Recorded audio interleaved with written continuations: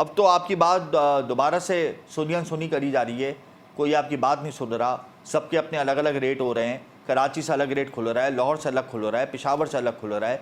ये क्या मामला है? अगर आपसे नहीं चल रहा अगर ये निज़ाम, तो आप मुसाफिर हो जाएं, किसी और को ये जिम्मेदारी सौंप दें। बिस्मिल्लाहिर्रहमानिर्रहीम, आपकी बात को मैं इत्तफाक करता हूँ। और मैं ये पहले बता दूं कि पहले पाकिस्तान में बुलियन का रेट कराची से खुलता था जी। पूरे पाकिस्तान में।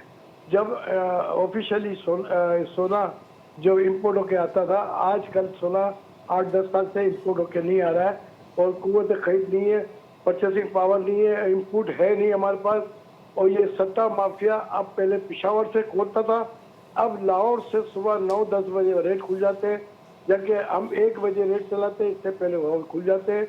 और वो अपनी मनमानी करते हैं। कभी वो बाहर से माल मंगाना होता है तो वो भाव ऊपर कर देते हैं, कभी स्मगलिंग करना होता है तो भाव नीचे कर देते हैं। वाया औरतें जो जेवर पहन के दुबई चली जाती हैं और अफगानिस्तान के रास्ते से भी सोना जाता है और कोयटा के जरिए ईरान रास्ते से सोना जाता है। अभी भी स्मगलिंग हो रही है अफगानिस्तान और ईरान में। बिल्कुल स्मगलिंग हो रही है, मनी लॉन्ड्रिंग भी हो रही है।